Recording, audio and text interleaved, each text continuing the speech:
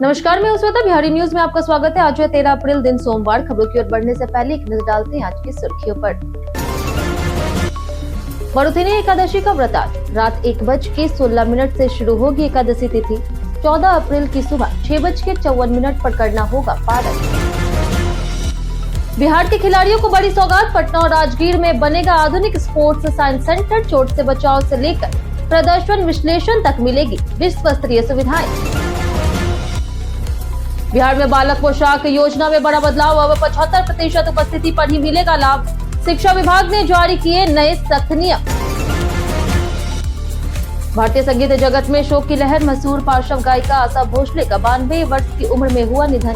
PM सहित कई नेताओं ने दी श्रद्धांजलि। बिहार में 35 लाख से अधिक बुजुर्गों का आयुष्मान वय वंदना कार्ड का लाभ। 70 वर्ष से अधिक आयु के लोगों को मुफ्त इलाज की सुविधा। राज्य में स्वास्थ्य सुरक्षा बढ़ाने की बड़ी पहल।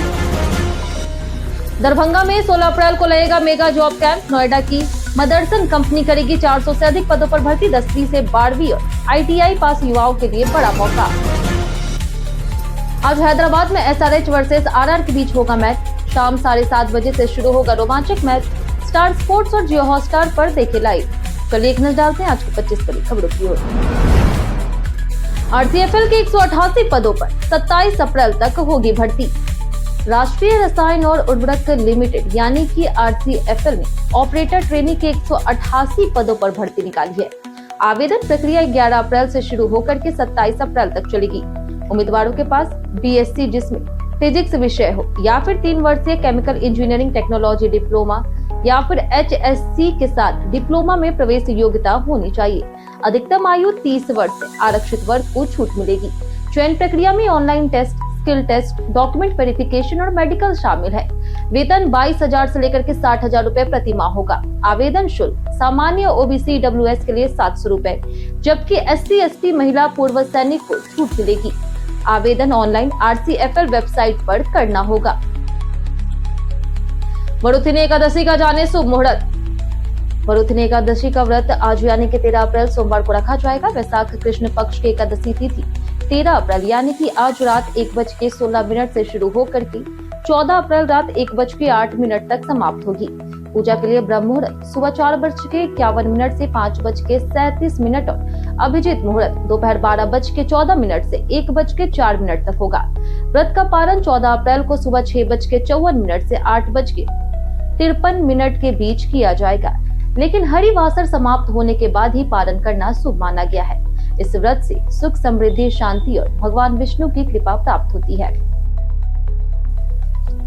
राज्य में बनेगा आधुनिक स्पोर्ट्स साइंस सेंटर। बिहार के खिलाड़ियों को बड़ी सौगात देते हुए राज्य में स्पोर्ट्स साइंस सेंटर का निर्माण किया जाएगा। यह सेंटर पाटलिपुत्र खेल परिसर और राजवीर खेल अकेडमी में 10 से 15 करोड़ रुपए की लागत से बनेगा। इसमें खिलाड़ियों के प्रदर्शन विश्लेषण, फिजियोलॉजी, चोट से बचाव, पोषण और स्पोर्ट्स मसाज जैसी सुविधाएं मिलेगी। साथ ही LNJP अस्पताल में स्पोर्ट्स इंजरी सेंटर भी खोला जाएगा, जहां खिलाड़ियों का मुफ्त इलाज होगा। पटना के फिजिकल कॉलेज में अंतर्राष्ट्रीय स्तर का हॉकी एस्ट्रोटर्फ भी लगाया जा रहा है, जिससे प्रदेश में खेल सुविधाएं और प्रशिक्षण का स्तर वैश्विक मानकों तक पहुंचेगा। 75% उपस्थिति पर ही मिलेगा पोशाक योजना का लाभ। मुख्यमंत्री बालक पोशाक योजना में सरकार ने अब सख्ती बढ़ा दी है। शिक्षा विभाग के निर्देश के अनुसार कक्षा 1 से लेकर के 8 तक के छात्रों को मिलने वाली ड्रेस सहायता राशि तभी दी जाएगी जब उनकी उपस्थिति कम से कम 75% होगी। इस योजना का उद्देश्य बच्चों को नियमित रूप से स्कूल आने के लिए प्रेरित करना है और ड्रॉप आउट दर को कम करना। कक्षा अनुसार 400 से लेकर के 700 रूपए तक की सहायता दी जाती है, जबकि SC ST और BPL छात्रों के लिए अलग राशि निर्धारित है। इस फैसले से शिक्षा व्यवस्था में सुधार की उम्मीद है। बिहार का पहला ग्रीनफील्ड एक्सप्रेसवे का काम हुआ तेज। पटना पूर्णिया ग्रीनफील्ड एक्सप्रेसवे का काम तेजी से आगे बढ़ रहा है। यह बिहार का पहला ग्रीनफील्ड एक्सप्रेसवे होगा जो पूरी तरह से राज्य की सीमा के अंदर बनेगा। इस परियोजना के लिए भूमि अधिग्रहण शुरू हो चुका है और 400 से अधिक आपत्तियां दर्ज की गई है। करीब 2236 हेक्टेयर जमीन का अधिग्रहण किया जाएगा। मोरवा, सरायरंजन, उजियारपुर समेत कई क्षेत्रों से गुजरने वाला यह एक्सप्रेसवे बनने के बाद पटना से पूर्णिया की दूरी मात्र 3 घंटे में तय की जा सकेगी। इससे व्यापार, रोजगार और क्षेत्रीय विकास को बड़ा बढ़ावा मिलेगा। पटना जू में आएंगे 24 नए जानवर। पटना जू में एनिमल एक्सचेंज प्रोग्राम के तहत जल्द ही 24 नए जानवर लाए जाएंगे। दिल्ली जू से एक सफेद बाघिन, 6 संघाई हिरन, 4 सफेद ब्लैक बक, 4 गुलाबी पेलिकन, 4 पेटेंट स्ट्रॉकॉट और 1 सफेद बगुला आएंगे, जबकि रोहतक के जू से 2 ग्रीन इगुआना और 2 सिल्वर पीजेंट शामिल होंगे। इसके बदले पटना जू से 1 नर बाघ, घड़ियाल, इंडियन मृग, वुल्फ और अन्य जानवर भेजे जाएंगे। इस कार्यक्रम का उद्देश्य जेनेटिक विविधता बनाए रखना और इनब्रीडिंग रोकना है। नए जानवरों के लिए विशेष बाड़े और प्राकृतिक वातावरण तैयार किए गए हैं ताकि संरक्षण और प्रजनन बेहतर हो सके। बिहार में 35 लाख बुजुर्गों को मिलेगा आयुष्मान कार्ड। केंद्र सरकार की योजना के तहत बिहार में 70 वर्ष से अधिक आयु के करीब 30 से 35 लाख बुजुर्गों को आयुष्मान वय वंदन कार्ड दिया जाएगा। राज्य स्वास्थ्य सुरक्षा समिति ने काम शुरू कर दिया है और अब तक 3.90 लाख से अधिक कार्ड जारी किए जा चुके हैं। इस योजना से बुजुर्गों को सूचीबद्ध अस्पतालों में मुफ्त इलाज की सुविधा मिलेगी। अगले महीने से सभी जिलों में विशेष कैंप लगा करके ऑन द स्पॉट रजिस्ट्रेशन और कार्ड वितरण किया जाएगा। सरकार का लक्ष्य है अधिकतम पात्र बुजुर्गों को स्वास्थ्य सुरक्षा प्रदान कर उन्हें इलाज के खर्च से राहत देना। बिहार में कांटे रहित मखाने की नई किस्म होगी विकसित। बिहार कृषि विश्वविद्यालय सबौर के वैज्ञानिक डॉक्टर रीमा कुमारी को केंद्र सरकार से अनुदान मिला है, जिसके तहत बिना कांटे वाली मखाने की नई किस्म विकसित की जाएगी। इस रिसर्च का उद्देश्य मखाना खेती को आसान बनाना और मजदूरों को चोट से बचाना है। डीएनए टेक्निक से कांटों के लिए जिम्मेदार जीन की पहचान कर उन्हें हटाया जाएगा। इससे कटाई में मशीनों का उपयोग संभव होगा और लागत कम होगी। बिहार पहले से ही दुनिया का 80% मखाना उत्पादन करता है और मिथिला मखाना को जीआई टैग भी मिला हुआ है, जिससे इसकी वैश्विक मांग बढ़ रही है। मिट्टी के कॉटेज और देसी भोजन से सजेगा वानावर इको टूरिज्म। जहानाबाद जिले के प्रसिद्ध धार्मिक और पर्यटन स्थल वानावर को इको टूरिज्म हब के रूप में विकसित करने की बड़ी पहल की गई है। वन और पर्यावरण मंत्रालय की इस योजना के तहत लगभग 49 करोड़ रुपए की लागत से विकास कार्य किए जा रहे हैं। यहाँ पर्यटकों के लिए मिट्टी से बने पारंपरिक कॉटेज तैयार किए जा रहे हैं, जहाँ उन्हें ग्रामीण जीवन शैली का वास्तविक अनुभव मिलेगा। ठहरने से लेकर के भोजन तक की व्यवस्था स्थानीय लोगों द्वारा की जाएगी और पारंपरिक देशी व्यंजन परोसे जाएंगे। यह पहल स्थानीय रोजगार बढ़ाएगी और क्षेत्रीय संस्कृति को बढ़ावा देगी। साथ ही विदेशी पक्षियों के लिए अनुकूल वातावरण और तालाबों का विकास भी किया जा रहा। टेलीमांस सेवा से पाए मानसिक स्वास्थ्य में तुरंत सहायता। डिप्रेशन, चिंता, तनाव और घबराहट का इलाज तुरंत सहायता से लेकर किया जा सकता है। इसके लिए राष्ट्रीय मानसिक स्वास्थ्य कार्यक्रम टेलीमांस हेल्पलाइन 14416 पर कॉल करें। यह सेवा स्वास्थ्य विभाग द्वारा संचालित है। मानसिक चिकित्सक से तब सहायता ले जब स्पष्ट सोचने और दैनिक कार्य करने में कठिनाई हो, बार बार नकारात्मक विचार आए, आदत, मन और एकाग्रता में अचानक परिवर्तन हो, ऐसी चीजें दिखे या सुनाई दे जो मौजूद नहीं है, या क्रोध, भय, चिंता, अपराध बोध, उदासी या फिर खुशी की लगातार अनुभूति बनी रहे। बिना सलाह दवाओं का अत्यधिक सेवन भी चेतावनी है। ऐसे लक्षण होने पर नजदीकी स्वास्थ्य केंद्र या फिर जिला अस्पताल जाए। टेलीमानस 14416 पर तुरंत संपर्क जरूर करें। बिहारी बर्थडे स्पेशल में आज बात होगी सैयद एहतेशाम हसनैन की। सैयद एहतेशाम हसनैन एक भारतीय शिक्षाविद और सूक्ष्म जीव विज्ञानी हैं, जिन्हें पद्मश्री से सम्मानित किया गया। उन्होंने अमेरिका के टेक्सास A&M विश्वविद्यालय में कार्य किया और 1987 में भारत लौटकर NII में वैज्ञानिक के रूप में योगदान दिया। CDFT के पहले निदेशक, हैदराबाद विश्वविद्यालय के कुलपति और जामिया हमदर्द विश्वविद्यालय के कुलपति भी रहे। दूसरे जिलों की ऑटो ई रिक्शा पर लगेगी रोक। पटना में बढ़ते ट्रैफिक और अव्यवस्था को नियंत्रित करने के लिए परिवहन विभाग ने नई व्यवस्था लागू करने की तैयारी की है। अब दूसरे जिलों में रजिस्टर्ड ऑटो और ई रिक्शा को पटना में चलने की अनुमति नहीं होगी।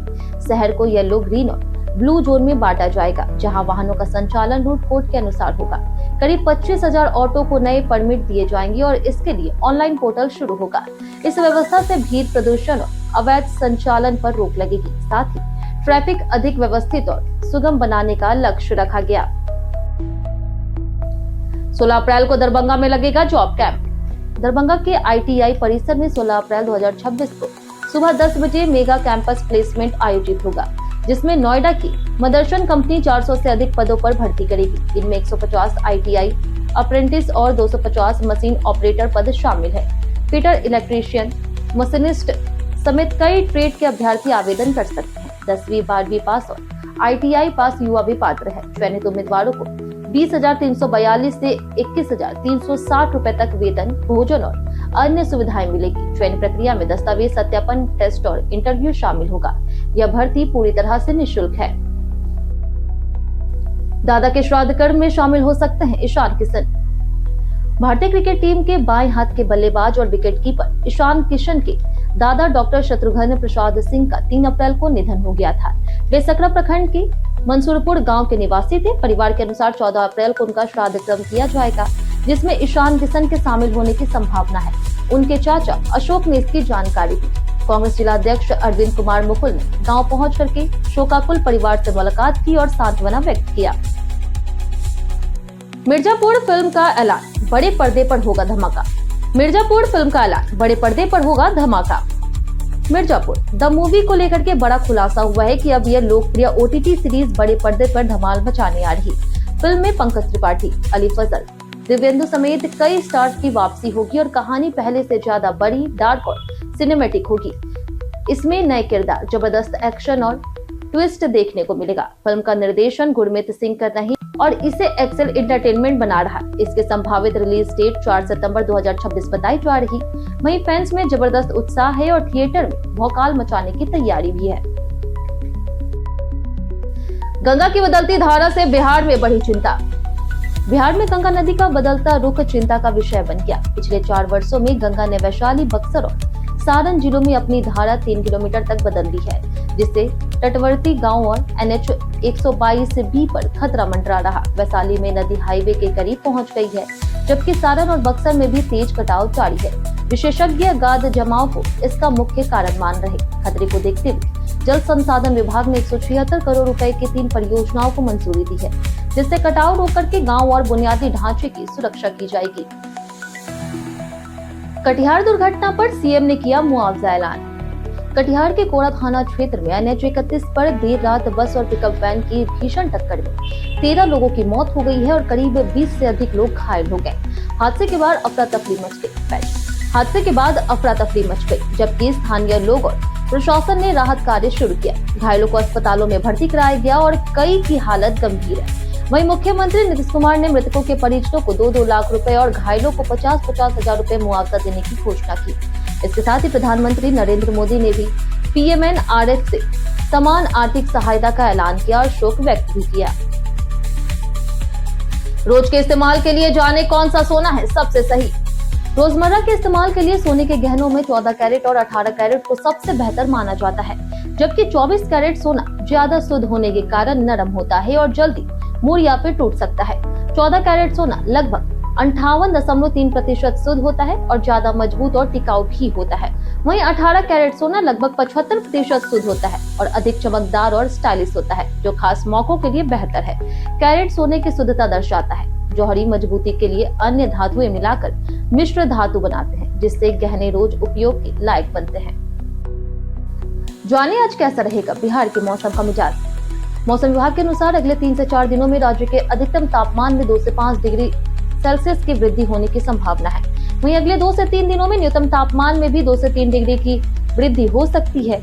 मौसम मुख्य रूप से शुष्क रहने का अनुमान है। आज का अधिकतम तापमान 36 से 38 डिग्री और न्यूनतम तापमान 22 से 24 डिग्री सेल्सियस के बीच रहने की संभावना जताई गई है।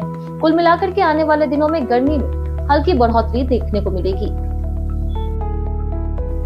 92 वर्ष की उम्र में हुआ आशा भोसले का निधन। मशहूर पार्श्व गायिका आशा भोसले का 92 वर्ष की उम्र में निधन हो गया। दिल का दौरा और फेफड़ों की बीमारी के कारण उन्हें मुंबई के ब्रिज कैंडी अस्पताल में भर्ती कराया गया था, जहां उन्होंने अंतिम सांस ली। उन्होंने 12,000 से अधिक गाने गाए और कई पीढ़ियों को अपनी आवाज दी। उनके निधन से पूरे देश में शोक की लहर है। वहीं प्रधानमंत्री नरेंद्र मोदी, मुख्यमंत्री नीतीश कुमार और अन्य नेताओं ने गहरा दुख जताया और श्रद्धांजलि दी। सभी ने उनके योगदान को भारतीय संगीत और संस्कृति के लिए अपूर्णीय क्षति बताया और उनके परिवार के प्रति संवेदना व्यक्त की। शिवराज सिंह चौहान बने बिहार बीजेपी के पर्यवेक्षक। बिहार में राजनीतिक हलचल के बीच अगले मुख्यमंत्री के चयन को लेकर के भाजपा ने बड़ा कदम उठाया। पार्टी संसदीय बोर्ड ने केंद्रीय मंत्री शिवराज सिंह चौहान को केंद्रीय पर्यवेक्षक नियुक्त किया है। वे विधायक दल के नेता के चुनाव की प्रक्रिया संभालेंगे और जल्द पटना आ सकते हैं। दिल्ली में अमित शाह और भाजपा नेतृत्व की उच्च स्तरीय बैठक में बिहार के नए मुख्यमंत्री चेहरे पर चर्चा हुई। इससे पहले विनोद तावड़े ने कई नेताओं से राय ली थी। माना जा रहा है कि एनडीए में सहमति बनने के बाद जल्द ही मुख्यमंत्री के नाम की आधिकारिक घोषणा हो सकती है। स्कूलों में वाद्य यंत्र खरीद पर तेजस्वी ने मांगा जवाब। बिहार के नेता प्रतिपक्ष तेजस्वी यादव ने एनडीए सरकार पर बड़ा हमला बोलते हुए शिक्षा विभाग में भ्रष्टाचार और अव्यवस्था के आरोप लगाए। उन्होंने दावा किया कि 76,000 से अधिक स्कूलों में एक भी संगीत शिक्षक नहीं है, जबकि 158.44 करोड़ रुपए वाद्य यंत्रों की खरीद पर खर्च किए गए। तेजस्वी के अनुसार बिना शिक्षकों और प्रशिक्षण के इन उपकरणों का कोई उपयोग नहीं है और यह केवल भ्रष्टाचार का उदाहरण है। उन्होंने सरकार से जवाब मांगा कि बिना रिक्तियों और जरूरत के इतनी बड़ी खरीद क्यों की गई। इस मुद्दे पर राजनीतिक विवाद तेज हो गया। आज हैदराबाद में एसआरएच वर्सेस आरआर के बीच होगा मैच। आईपीएल 2026 का 21वां मुकाबला सनराइजर्स हैदराबाद और राजस्थान रॉयल्स के बीच 13 अप्रैल यानी कि आज खेला जाएगा। यह मैच हैदराबाद के राजीव गांधी इंटरनेशनल स्टेडियम में होगा और शाम 7:30 बजे से शुरू होगा। टॉस 7 बजे होगा। एसआरएच की कप्तानी ईशान किशन कर रहे हैं, जबकि आरआर की कमान रियान पराग के पास है। राजस्थान ने अब तक सभी मैच जीते हैं और टॉप पर है, जबकि एसआरएच जीत के साथ संघर्ष कर रही। मैच स्टार स्पोर्ट्स नेटवर्क पर टीवी और जियो हॉटस्टार ऐप पर लाइव देखा जा सकता है। खास आकर्षण वैभव सूर्यवंशी पर रहेगा। कई कारणों से दर्ज है भारत के इतिहास में आज की तारीख। आज जलियांवाला बाग स्मृति दिवस मनाया जाता है, जो 1919 में अमृतसर में ब्रिटिश सेना द्वारा निहत्थे भारतीयों पर किए गए नरसंहार की याद दिलाता है। वहीं 1925 में वर्मा मलिक का जन्म हुआ। 1932 में केपी सक्सेना का जन्म हुआ। 1956 में सुनील अरोड़ा का जन्म हुआ, जो मुख्य निर्वाचन आयुक्त बने। 1963 में बाबू गुलाब राय का निधन हुआ। 1973 में अभिनेता बलराज सहनी का निधन हुआ। 1975 में वैज्ञानिक ऋतु करिथल का जन्म हुआ। 1982 में बीपी मंडल का निधन हुआ और 2018 में 65वें राष्ट्रीय फिल्म पुरस्कार घोषित हुए, जिसमें श्रीदेवी को सर्वश्रेष्ठ अभिनेत्री और विनोद खन्ना को दादा साहेब फाल्के पुरस्कार मिला। वहीं 2021 में बलबीर सिंह जूनियर का भी निधन हुआ। इंडियन एलपीजी डीलरशिप के नाम पर वायरल पत्र की जाने सच्चाई। सोशल मीडिया पर एक पत्र वायरल हो रहा, जिसमें इंडियन एलपीजी डीलरशिप के आवंटन 31,500 पंजीकरण शुल्क की मांग का दावा किया गया। पीआईबी फैक्ट चेक ने स्पष्ट किया है कि यह पत्र पूरी तरह से फर्जी है और इसे एलपीजी वितरक चयन द्वारा जारी नहीं किया गया। नागरिकों को सतर्क रहने और किसी भी प्रकार की व्यक्तिगत या फिर वित्तीय जानकारी साझा न करने की सलाह दी। प्रामाणिक जानकारी के लिए केवल आधिकारिक वेबसाइट पर ही भरोसा करें। हम प्रतिदिन आपसे 5 ऐसे जरूरी सवाल और उसके जवाब बताएंगे, जो कि बीपीएससी, बिहार पुलिस दरोगा समेत एसएससी जैसे अन्य प्रतियोगी परीक्षाओं में काम आएंगे। सवाल इतिहास, बिहार स्पेशल, विज्ञान, करंट अफेयर्स और भूगोल से रहेंगे। पूछे गए 5 सवाल में आपने कितना सही जवाब दिया, ये हमें कमेंट करके जरूर बताएं। तो हमारा पहला सवाल है, मगध साम्राज्य में ग्राम सभाओं के स्थानीय प्रमुखों को किस नाम से जाना जाता था? ऑप्शन ए है प्रधान, ऑप्शन बी है ग्रामक, ऑप्शन सी है ग्राम सेवक, ऑप्शन डी सरपंच। इसका सही जवाब है ऑप्शन डी ग्रामक। हमारा दूसरा सवाल कि इनमें से कौन सा जलप्रपात बिहार में स्थित है? ऑप्शन ए है दूधसागर जलप्रपात, ऑप्शन बी है काकोलत जलप्रपात, ऑप्शन सी है जोग जलप्रपात, ऑप्शन डी केम्प्टी जलप्रपात। इसका सही जवाब है ऑप्शन बी काकोलत जलप्रपात। हमारा तीसरा सवाल है कि तख्त श्री हरमंदिर साहिब गुरुद्वारा कहाँ स्थित है? ऑप्शन ए है चंडीगढ़, ऑप्शन बी है पटना, ऑप्शन सी है अंबाला या फिर ऑप्शन डी अमृतसर। इसका सही जवाब है ऑप्शन बी पटना। हमारा चौथा सवाल है, सम्राट हर्षवर्धन के सबसे प्रसिद्ध दरबारी कवि कौन थे? ऑप्शन ए है कालिदास, ऑप्शन बी है विष्णु शर्मा, ऑप्शन सी है बाण या फिर बाण भट्ट, ऑप्शन डी है रवि कृति। इसका सही जवाब है ऑप्शन सी बाण। हमारा आखिरी सवाल है, बिहार केसरी के नाम से किसे जाना जाता है? ऑप्शन ए है तपन सिंह, ऑप्शन बी है राजेंद्र प्रसाद, ऑप्शन सी है श्री कृष्ण सिंह, ऑप्शन डी श्याम नंदन मिश्रा। इसका सही जवाब है ऑप्शन सी श्री कृष्ण सिंह। बीते दिन हमारे द्वारा पूछे गए सवाल का जवाब आप लोगों में से बहुत लोगों ने हमारे कमेंट बॉक्स सेक्शन में लिख कर दिया है। जिन्होंने हमारे द्वारा पूछे गए सवाल का जवाब दिया उनके नाम है विजय घायल, बिरजू कुमार, राम बाबू दास, निरंजन कुमार, राकेश मिश्रा, अर्जुन प्रसाद, विकास कुमार, राजकिशोर महतो, राजीव कुमार, संजीव कुमार, सतरहन मानसी, शशिभूषण सिंह, शिव शक्ति, आनंद कुमार, नंद कुमार सिंह, जितेंद्र ठाकुर, वीरेंद्र सिंह, मनीष मल्होत्रा, दयानंद सिंह, श्रवण कुमार, अरुण कुमार सिन्हा, सोनी कुमारी, सपना ठाकुर, पंचानंद सिंह, लक्ष्मी कुमारी, सूरज राय, निरंजन कुमार, अशोक कुमार, अनवर करीम खान, बाबूलाल मरांडी, नौशाद रजा, श्याम कुमार, मनीष कुमार, दुलेश्वर प्रसाद, देव प्रकाश कुमार, ज्योति जोश, राम कपूर, रवि पूजा, अखिलेश कुमार, ब्रजमोहन राय, परवेज वारसी, ललित कुमार, राम कुमार, फुल कुमारी, सुबोध कुमार, विनोद शाह, रंजीत राय, लक्ष्मी कुमारी, सुरेश राम, अतीक खान, पप्पू चौधरी, सुरेश राम, सनोज कुमार, अमर सिंह और आदित्य प्रधान। इसी के साथ बढ़ते हैं आज के सवाल की ओर और आज का सवाल है, क्या गांव में अभी भी मूलभूत सुविधाओं की कमी है? आप अपना जवाब हमें हमारे कमेंट सेक्शन में लिखकर जरूर बताएं। आज के लिए इतना ही। बिहार की तमाम खबरों के साथ बने रहने के लिए देखते रहे बिहारी न्यूज और साथ ही अगर आप यूट्यूब चैनल पर देखें तो चैनल को सब्सक्राइब कर दें और अगर आप फेसबुक पेज पर देख रहे हैं तो लाइक और फॉलो जरूर करें।